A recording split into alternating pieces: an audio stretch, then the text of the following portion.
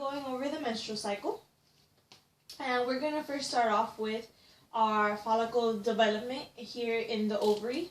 This is obviously a female ovary. And what we have here is our primordial follicle. And they're basically just a bunch of oocytes dotted around.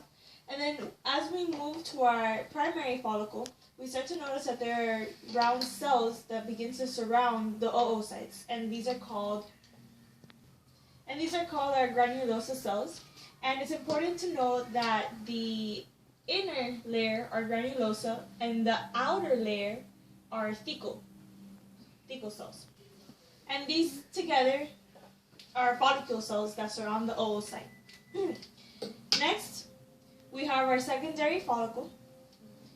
And as you see here, we start to develop a space or a fluid-filled sac in between the oocyte and the follicle cells that surround the oocyte. And then after the secondary follicle, we go into our Graafian follicle or our tertiary follicle. And what we have here is a buildup of follicular cells that surround the oocytes. The cells gather up and become thicker because as the Graafian and our Graafian follicle will end up pushing out of the ovary wall and into the fallopian tubes or the oviduct, and only the inner layer of these follicle cells end up continuing on with the oocytes. Now it's important to mention that as the follicles increase in size, they also increase in numbers. And then after the Graafian follicle has left into the fallopian tube, we have our corpus luteum, which are the remaining outside layer. And now the oocyte is in the fallopian tube, and the remaining follicle cells make up the corpus luteum. And it's important to mention that the corpus luteum, it produces progesterone, and it also produces estrogen. It's also important to remember that thecal cells have receptors for LH. And LH is luteinizing hormone. And our granular cells, they have receptors for FSH, which is follicle stimulating hormones. Okay, so the corpus luteum, it's important to mention that after a couple of days, it turns into the corpus albicans and then it disintegrates. Cool.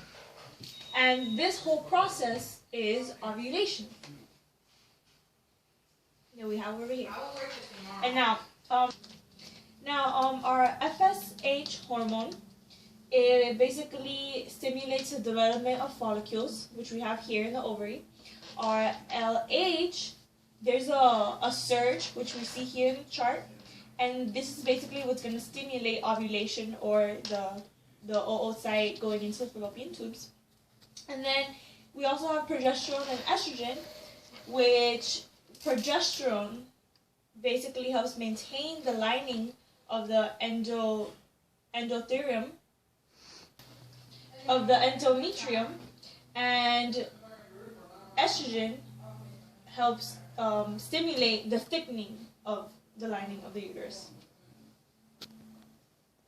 Okay, so here from day 0 to day 4, we have our menstrual cycle occurring. And if you notice, the levels of estrogen and progesterone are lower, and FSH and LH are higher. So what we have here is FSH, and what's happening here is the development of the follicles, which we saw appear in the ovary. And then as that develops, this surge right before day 14 is actually LH stimulating ovulation. So once this occurs, the oocyte is already in the oviduct or the fallopian tubes. And now it's important to remember that estrogen slowly increases because it stimulates the thickening of the lining of the uterus. So as the thickening occurs and the surge happens, ovulation is occurring, what we have is progesterone, which is produced by the corpus luteum that we have here. And what that does is basically help maintain the lining of the uterus so it doesn't fall before the oocyte becomes fertilized. And here we see a decrease in the concentration of LH hormone and FSH hormone. And this allows progesterone and estrogen to increase in concentration, because as we know, when FSH and LH are in the body, there are low levels of estrogen and progesterone, and vice versa. And here we have the endometrial cycle, and here we see the thickening of the lining of the uterus. And there we have our menstrual cycle.